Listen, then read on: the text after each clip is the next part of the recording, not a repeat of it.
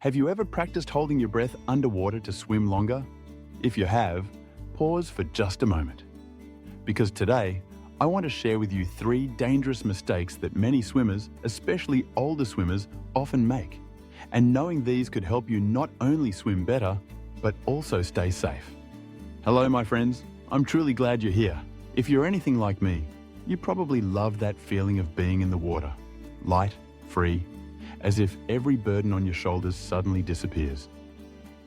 At 60, 70, even 80, so many people still choose swimming as their way to stay healthy, to feel joyful, and to reconnect with their own bodies. But I also know there's one habit many older swimmers try, and that is breath holding underwater. It sounds good on the surface: build lung capacity, swim farther, even train your willpower. But what very few people tell you is this: if you do it the wrong way, it can actually become dangerous. Today, I want to share the 3 most common mistakes I've seen older swimmers make when practicing breath holding. I don't say this to scare you, but to help you understand so you can train safely and enjoy every lap in the water without worry. 1. The first mistake: trying to hold your breath too long to prove strength. Many of my older students often begin with something like this. Back in the day, I could hold my breath for almost 2 minutes when I was young. Now I want to try it again. It sounds innocent enough, doesn't it? But the truth is, our bodies change over time. Our lungs aren't as elastic as they once were. Our heart rhythm is more prone to irregularities. And when you push yourself to hold your breath for too long, the risk of hypoxic blackout, fainting from lack of oxygen, rises significantly. A study in the US showed that by the time we reach our 60s, our lung vital capacity decreases by an average of 25 to 30% compared to when we were in our 30s. That means if you force yourself to hold your breath as long as you once did, you're putting both your heart and your brain in a dangerous situation. I remember one student, Richard, 72 years old. He was a former Marine, strong, determined. He told me he tried to hold his breath underwater to feel young again.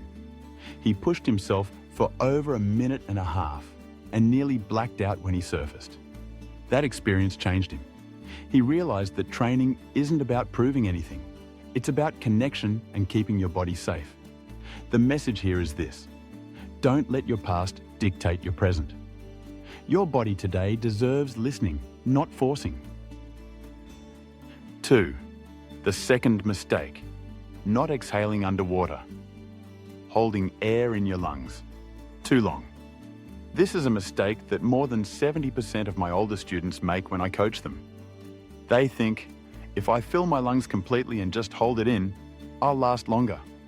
But the reality is the opposite.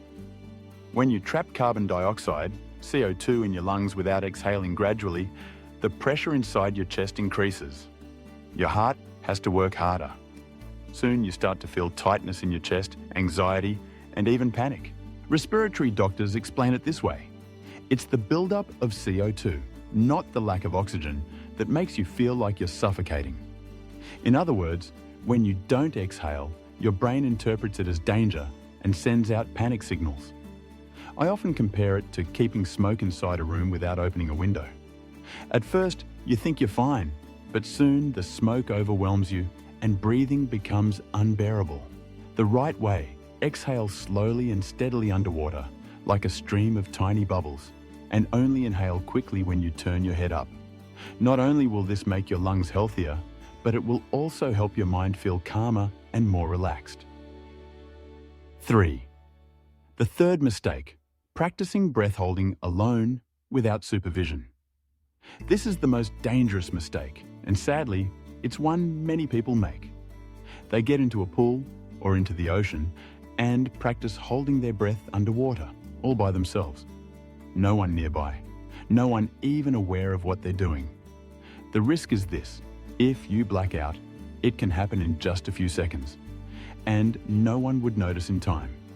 Many tragic accidents in swimming come from something called shallow water blackout, fainting in shallow water due to breath holding practice. And it can happen even to healthy, fit people. For those over 60, the risk is even higher. An Olympic swim coach once said, No one should ever practice breath holding alone, no matter their age. That truth applies to everyone. You might be strong, you might be confident, but you cannot outmuscle biology. So if you want to practice, always have a buddy with you. Or stay right by the pool wall, with one hand on the edge. And most importantly, remember this: no benefit is worth trading for your safety. Many sports scientists recommend that instead of forcing yourself to hold your breath longer, you should practice regulated breathing exercises. Diaphragmatic breathing, slow controlled breathing, or even yogic breathing techniques. These methods aren't just safer, they also build sustainable oxygen capacity. In fact, a study at Stanford found that just 10 minutes of diaphragmatic breathing a day can improve respiratory efficiency in people over 60 to the same extent as swimming an additional 200-300 meters in each workout. That means you don't have to risk dangerous long breath holds. You can still build endurance safely. So you see, breath holding underwater can be a powerful training tool, but only if you do it the right way. And there are 3 mistakes you must avoid. Holding your breath too long to test yourself. Keeping all the air in without exhaling gradually underwater. Practicing alone without supervision. The truth is, you don't need to prove anything. Swimming isn't a battle, it's a journey with your body, your breath, and the stillness that water gives you. At any age, you can learn a new way to breathe.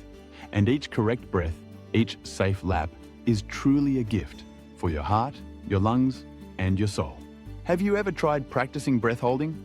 Comment below with the maximum number of seconds you've managed. And remember, never train alone. If this video helped you better understand breathing and safety in swimming, please hit like and subscribe. We have many more journeys ahead, so every time you step into the water, you'll feel younger, freer, and more at peace.